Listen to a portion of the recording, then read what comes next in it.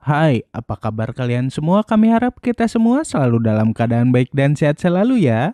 Di video kali ini kami akan merangkum alur cerita dari Putri Duyung episode ke-17 di mana para nelayan jahat ternyata masih saja berusaha untuk menangkap para Putri Duyung. Tanpa banyak basa-basi lagi, mari kita langsung aja ya ke alur cerita Putri Duyungnya. Check it out. Ternyata ketiga nelayan yang waktu itu hendak menangkap Indah, Raya, dan Astrid belum nyerah juga. Kini mereka bertiga masih saja berusaha untuk menangkap para Putri Duyung ini. Putri Duyung Indah, Raya, dan Astrid tidak punya pilihan lain selain melompat ke jurang. Pertama Indah yang melompat duluan, kemudian diikuti oleh Raya dan Astrid. Namun meski demikian, para nelayan itu masih saja mengejar Indah, Raya, dan Astrid. Putri Duyung Indah, Raya, dan Astrid kini sudah sampai di pinggir pantai. Lagi-lagi para Putri Duyung ini tidak punya pilihan lain lagi selain menyebur ke laut. Akhirnya mereka bertiga pun berenang ke laut dan berubah menjadi Putri Duyung. Tekad dari para nelayan ini pun begitu sangat kuat, sampai-sampai mereka juga mengejar para Putri Duyung ini sampai ke lautan.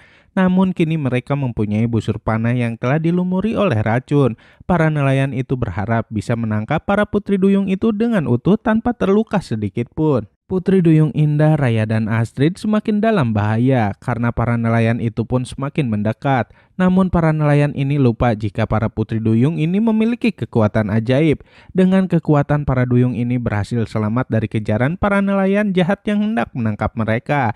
Bahkan para duyung ini berhasil mengempas ketiga nelayan itu sampai ke pinggir pantai. Setelah berhasil selamat dari para nelayan jahat, tak sengaja Indah, Astrid, dan Raya berpapasan dengan sebuah mobil.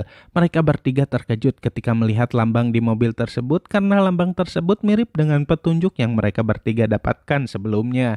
Indah, Raya, dan Astrid sangat penasaran dan mereka pun memutuskan untuk menyelidiki mobil tersebut. Kini mereka bertiga sampai di tempat para penyelundup. Salah seorang penjahat itu tak sengaja menjatuhkan box tersebut. Ternyata dalam box tersebut tersimpan emas batangan. Indah, Raya, dan Astrid sudah mempunyai rencana untuk para penjahat itu. Astrid dan Raya naik ke atas mobil. Tak lama kemudian para penjahat itu pun menyadari keberadaan Raya dan Astrid. Saling dorong pun terjadi di mobil tersebut. Di tempat lain kebetulan sekali Bu Maya penasaran dengan misi yang sedang para Putri Duyung lakukan. Bu Maya memberikan sebuah tongkat ajaib kepada Astrid. Bu Maya bilang bahwa Astrid harus menggunakan tongkat tersebut untuk melawan para penjahat itu dan menggiring mereka ke kantor polisi. Tak lama kemudian polisi pun datang. Polisi awalnya tidak curiga, namun ketika polisi menggeledah mobil tersebut, polisi menemukan emas batangan.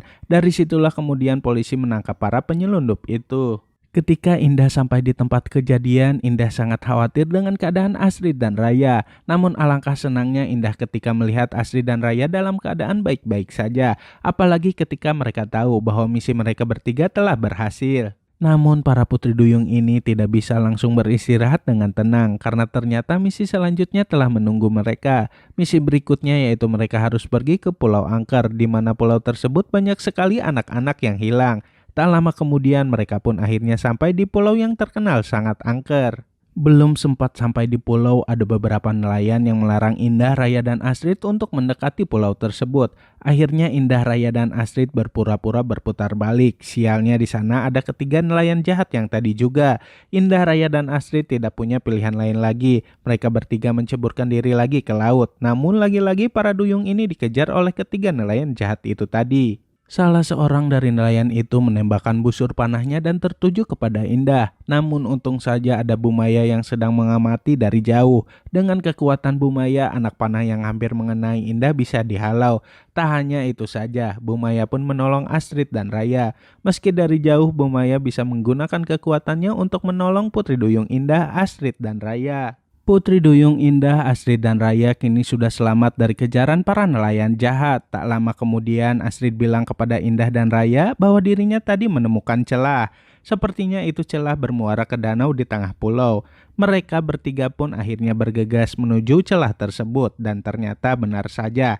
Dengan melewati celah tersebut, Indah, Raya, dan Astrid bisa sampai di danau yang ada di pulau. Di pulau tersebut banyak sekali anak-anak. Ternyata anak-anak itu tidaklah menghilang, melainkan diculik dan dipaksa untuk bekerja. Indah tak sengaja mendengar tangisan anak-anak. Awalnya Indah takut, tetapi lama-lama Indah yakin jika itu bukan suara hantu. Tak lama kemudian, Indah sangat terkejut melihat anak-anak yang sedang dipaksa untuk bekerja. Indah sangat tidak tega melihat hal tersebut. Ternyata tak hanya Indah saja, Raya pun mendengar suara anak-anak yang sedang menangis. Lagi-lagi ternyata itu adalah suara anak-anak yang sedang dipaksa untuk bekerja. Berbeda dengan Indah dan Raya, Astrid tidak mendengar suara tangisan, melainkan Astrid melihat ular yang sangat besar. Astrid sangat ketakutan sampai-sampai tidak melihat ada lubang. Astrid akhirnya terjatuh ke lubang tersebut dan membawanya ke sebuah goa. Ketika di goa tersebut, barulah Astrid mendengar suara tangisan anak-anak. Semakin seru aja nih kisah Putri Duyungnya, saksikan terus kelanjutannya ya hanya di serial Putri Duyung. Terima kasih sudah menonton video-video sinopsis dari kami. Dadah!